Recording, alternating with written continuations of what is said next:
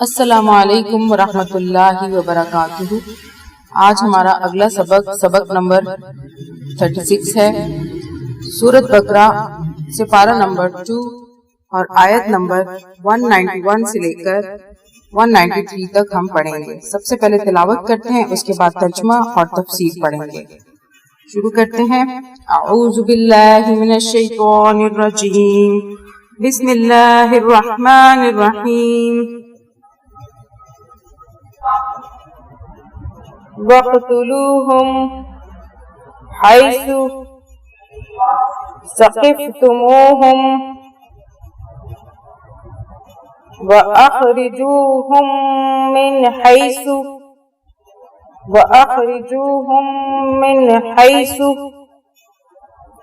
وَأَخْرَجُوكُمْ وَالْفِتْنَةُ أَشَدُّ من القتل ولا تقاتلوهم عند المسجد الحرام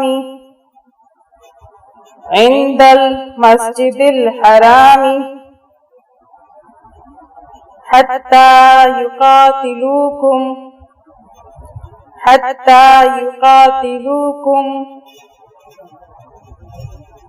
فيه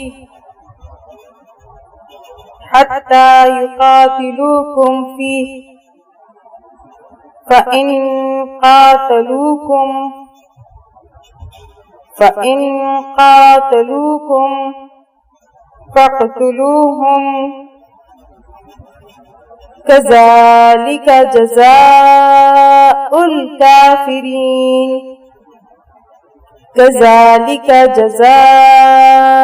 الكافرين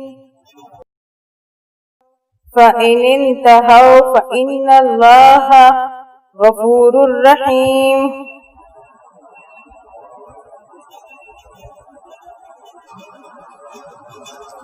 وقاتلوهم حتى لا تكون فتنة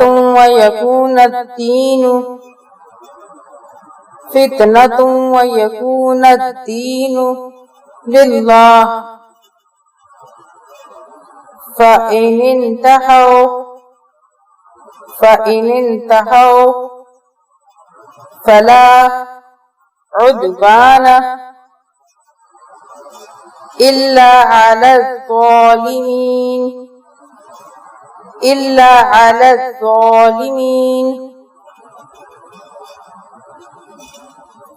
اور تم ان لوگوں کو جہاں پاؤ قتل کرو اور انہیں اس جگہ سے نکال باہر کرو جہاں سے انہوں نے تمہیں نکالا تھا، اور فتنہ قتل سے زیادہ سنگین برائی ہے۔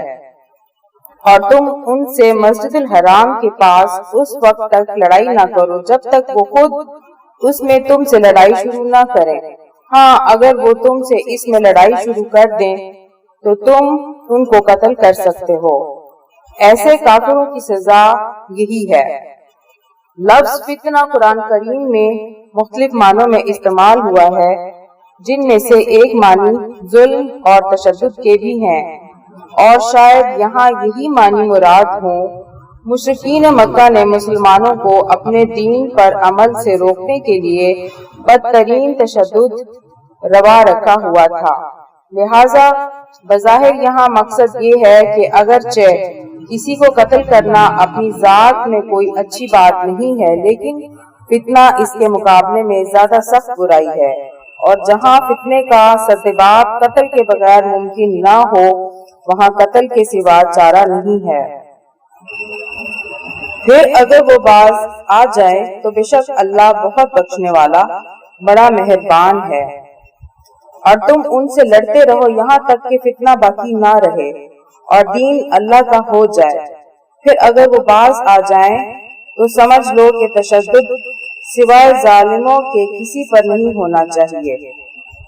یہاں یہ بات سمجھنے کی ہے کہ جہاد کا اصل مقصد کسی کو اسلام پر مجبور کرنا نہیں ہے۔ یہی وجہ ہے کہ عام حالات میں کوئی شخص کفر پر اصرار کرے تب بھی جزیہ کے ذریعے اسلامی حکومت کے قوانین کی اطاعت کر کے اپنے مذہب پر قائم رہ سکتا ہے، لیکن جزیرہ عرب کا حکم مختلف ہے۔ یہ وہ ملک ہے جہاں رسول کریم صلی اللہ علیہ وآلہ وسلم کو براہ راست بھیجا گیا اور جہاں کے لوگوں نے حضرت صلی اللہ علیہ وآلہ وسلم کے معجزات اپنی آنکھوں سے دیکھے اور آپ صلی اللہ علیہ وآلہ وسلم کی تعلیمات براہ راست سنی۔ ایسے لوگ اگر ایمان نہ لائیں تو پچھلے انبیاء علیہ السلام کے زمانوں میں انہیں عذاب عام کے ذریعے ہلاک کیا گیا۔ حضرت صلی اللہ علیہ وآلہ وسلم کے زمانے میں عذاب عام موقوف فرما دیا گیا، لیکن یہ حکم دیا گیا کہ جزیرہ عرب میں کوئی کافر مستقل شہری کی حیثیت میں نہیں رہ سکتا۔ یہاں اس کے لیے 3 ہی راستے ہیں، یا اسلام لائے، یا جزیرہ عرب سے باہر چلا جائے، یا جنگ میں قتل ہو جائے۔